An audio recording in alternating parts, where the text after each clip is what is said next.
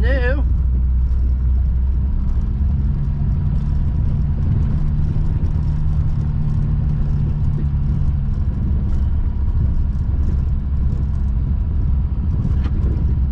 At least these guys were smart and put some actual gravel on this part of the road.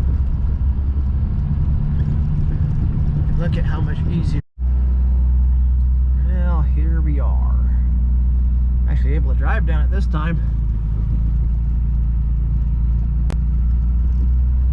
Looks like everything's kind of settled in the way we wanted it to.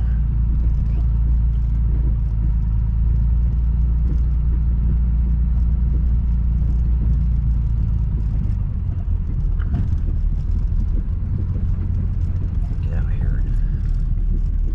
Check it out. They got a little snow going right here.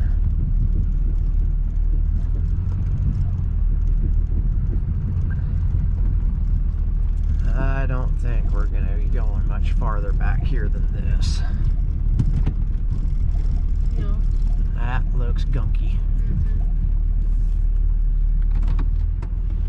Alright, throw my coat on real quick and walk out there and check it out. Okay, we stopped here.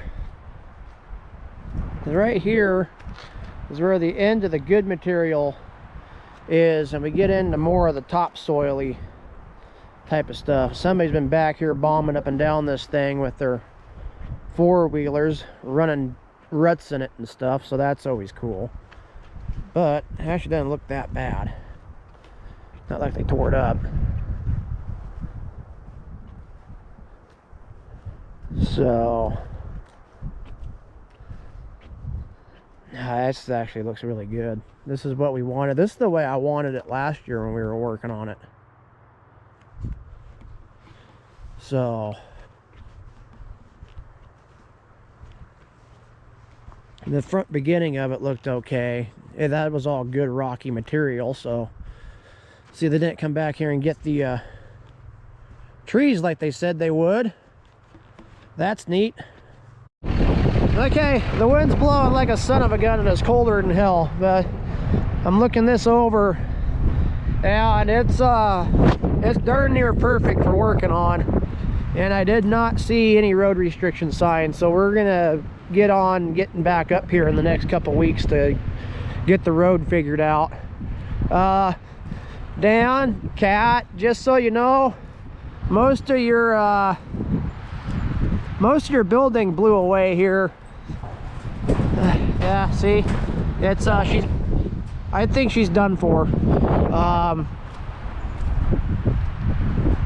Good Lord.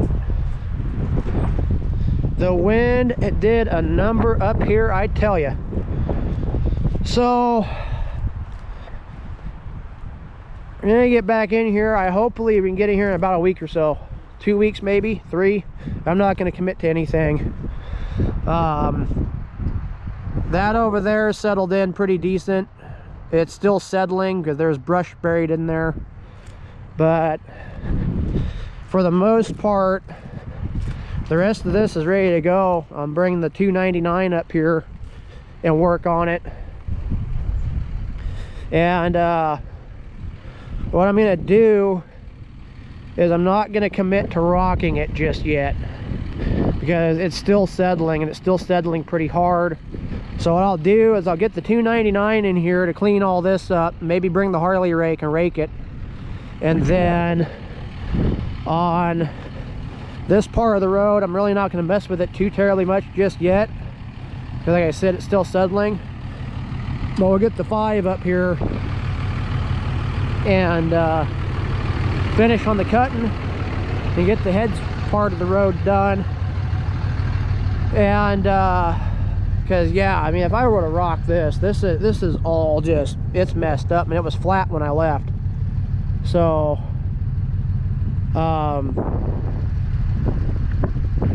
get that cleaned up and that over there cleaned up. Now those were supposed to be taken for firewood, and nobody took them for firewood. So but we get up in here with the 5 and get this all crowned and ready to go, and then let it settle for about another month, and then we can rock it.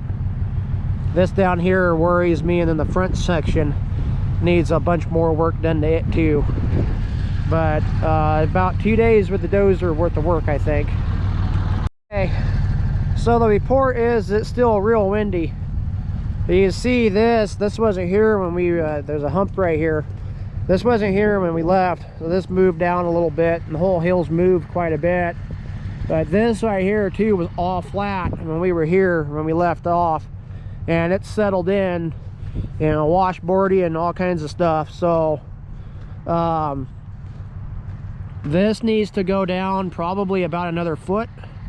I need to move all this from up here down into that hole. So we're gonna come in here with the 5 and get that blasted out, because it goes down and then it goes back up. I'm gonna try and move where the pickup's sitting there, it's on a hump, and move that hump down and fill that hole in, and then come around here and take this and move it all out to where it builds a little bit less steep of a ramp down into there. And then I'll bring the 299 in and slick it up and call it macaroni.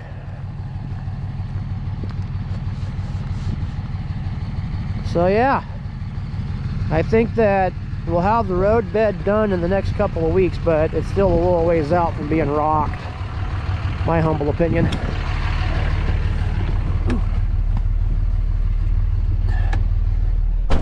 It's cold. Yes, it is. The wind is blowing like a son of a gun out there. They said it was going to be like that, huh? I didn't think it was going to be that windy. No.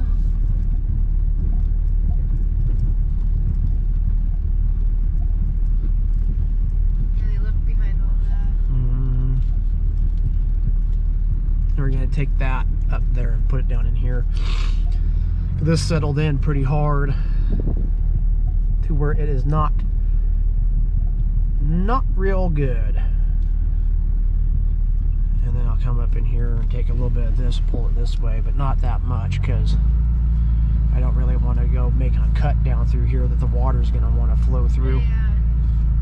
Cool up and stuff. And right through the middle of the old trailer here where all the garbage is at. Gonna have to clean that up. So, oh, it's cold today. Very cold. I'm just sitting here drinking coffee, patiently waiting. Here in about 2, maybe 3 hours, we're gonna have the there's gonna be a truck from Cat show up, and it's gonna have a 305. I hope it's a 305. They might substitute it with the 304, but I hope it's a 305.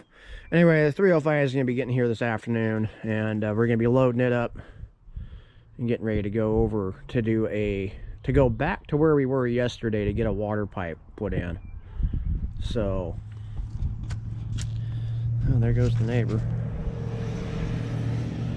We gotta put a water pipe in for some folks. Actually, what we're doing is we're just digging the ditch, leaving the machine there, and then the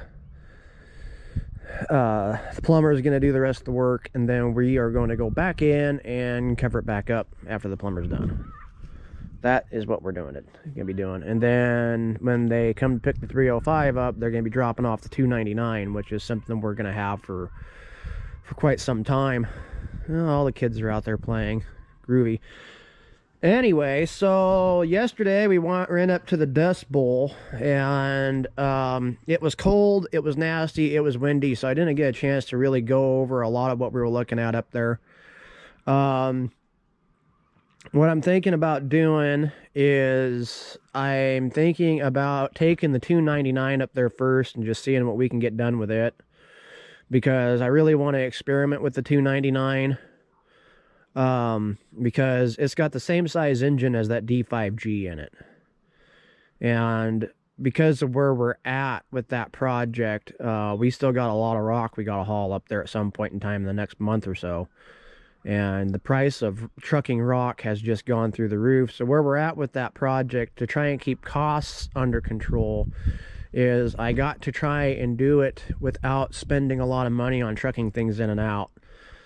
And trucking that D5 up there, you know, we'd be into that for $1,000 just to have it up there for maybe a day, Whereas I can take the 299 up there and basically be into it for... No, it's actually more than that to have the D5 up there. We'd be into it for... Oh God, it'd be a couple grand to have the D5 up there for a day at this point. By the time you get done with fuel, my time, trucking it up there, trucking it out of there, just to have it there for 4 or 5 hours, it don't compute. So what I'm going to do is I'm going to take the 299 up there. Next week, the 299 is going over where we're going tomorrow, and I got to cover everything back up. I'm going to have about 4 rounds, maybe 4 rounds. I'm hoping just 2 or 3 rounds of rock hauled in and delivered to get that job going. We're just basically spreading rock, freshening up a parking area at the guy's house after we bury the pipe. He's going to be putting it on the market here in the next week or so, and that's where we're going to be at. And then after that, I'm going to run the 299 up to the Dust Bowl for a couple of days and get the road bed figured out, because I want the road bed to sit done for about 3 weeks before we go and rock it, because I want to make sure most of the settling's done. When you build a road like this, when you're doing anything that covers a lot of fill, a lot of cut and fill, it takes 2 or 3 years. I mean, you're looking at 2 to 3 frost cycles before everything is finally settled and done. And what we're doing is we're going to be rolling out 1,300 feet of road stabilization fabric up there to hold the rock up so it doesn't get swallowed. And when the road settles and starts doing this underneath that fabric, what happens is the fabric follows it. And you can't just go back in with a dozer or a grader or something and grade it off, because when you go to cut through that high to fill in the low, you run right into the filter cloth. So, you know, there's no sense in putting down $12,000 worth of materials until you know that the road base itself is done with settling, or done with settling to the point where anything that you need to do can be done with just hauling in more rock. That's one of the downsides of using road stabilization fabric everywhere, is because you know, it needs a good base underneath it, and there's a good base there. It's just it needs to be whipped into shape. And you know, some folks don't want to spend $35,000 to $50,000 to do the job quickly right. Doing it right, you can do it right over the course of a few years, versus, you know, doing it right off the bat that requires, you know, $30,000 worth of equipment up there, and bulldozers and compactors and all that other kind of stuff. So what I'm going to do is just go in with the 299, try it out, see if I can get the road done with it. And if I can, groovy cool. If I can't, then I'll call and get the D5 hauled down there for a day and blast out the road bed with it, and then let it sit for a couple, 2-3 weeks, and then make the phone call and start getting rock up there. And then the Dust Bowl will finally be done. And then we got we just got it last night. We got to go do some horse paddocks out in Deer Park. And maybe in the next day or two, I'm going to be going and looking at doing a clearing project up in Colville. And then I got to go maybe over here and do some very technical excavation work for a guy looking to add on to his house and build a big deck. So anyway, like I said, I'm just hanging around here patiently waiting for the 305 to show up, and then we'll get some stuff monkeyed with it and get ready to go for tomorrow.